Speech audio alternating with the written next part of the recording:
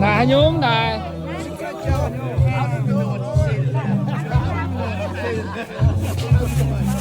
Đây vương cái bạch chị nè. Đang chờ con nhà như hai nhóm nhé. Đây vương cái bạch chị nè. Anh muốn cho nhúng.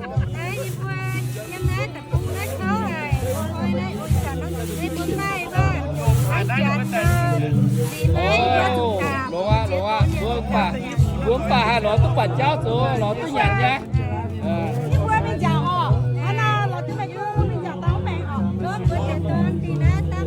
tập với thơ vừa tao trên vừa chiếu mày chào họ Cái nhớ là ta tự vừa đó nhà mình vừa xe hả? vừa Đây bên nhà mình vừa xe hả? vừa đi mang chào họ vừa đâu mẹ ba Nhưng họ lọc bờ xe nè. Lọc bờ xe rồi gì? Lọc bờ xe rồi. Muốn ta chơi xe mày hả? vừa tao chiếu mày Ồ. Ngắm địaปูmà nó quân hao.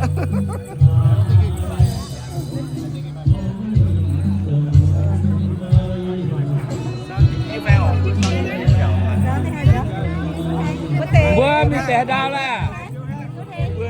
Vừa tẻ có vừa mình tẻ đào.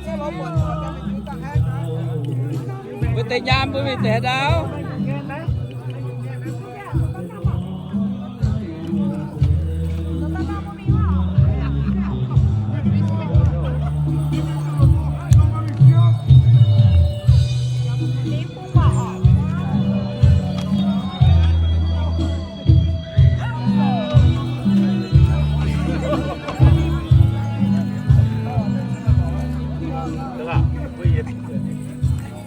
Teka tu. Teka tu. Điều này nghe. Hãy subscribe cho kênh Ghiền Mì Gõ để không bỏ lỡ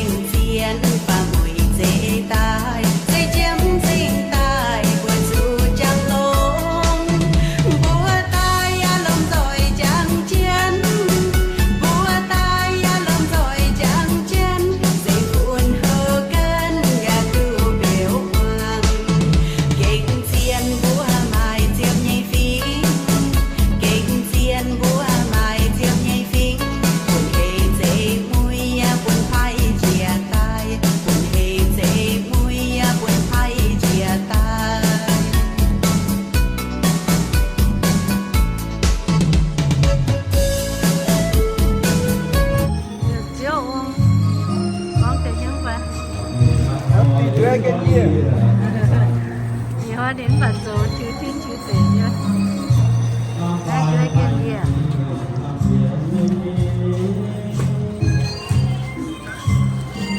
đây hàng con là nó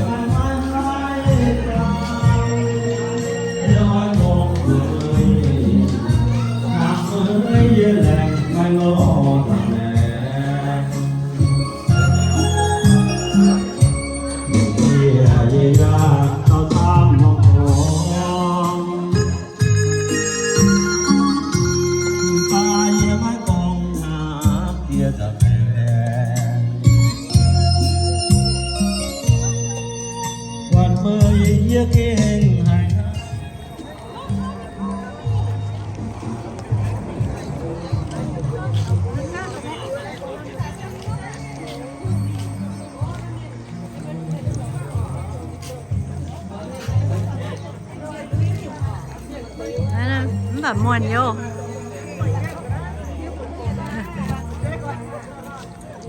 Hãy subscribe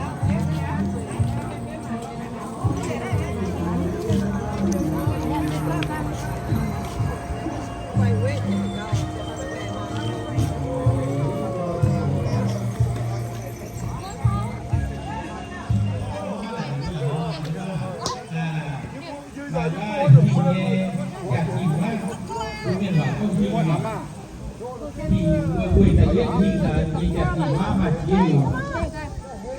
Ghiền Mì Gõ để không bỏ